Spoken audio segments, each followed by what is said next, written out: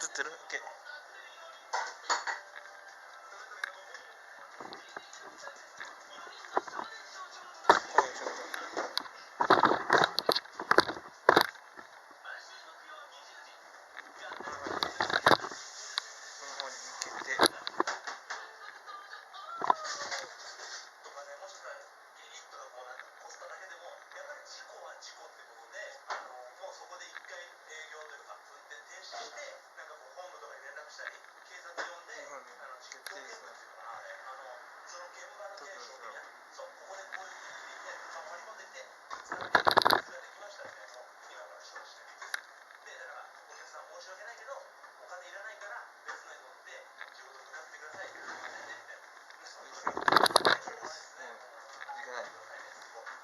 今日もね、別で夜7時からもね、別で動画あるんですよ。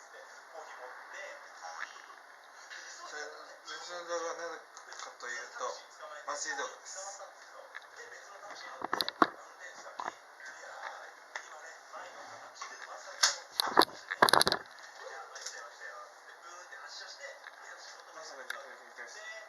関東地方は今、台風が来てて、今大変なことになってます。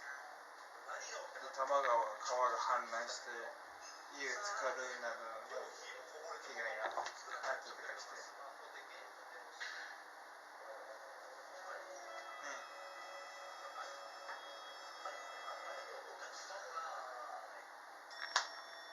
そういう状況なんですよ。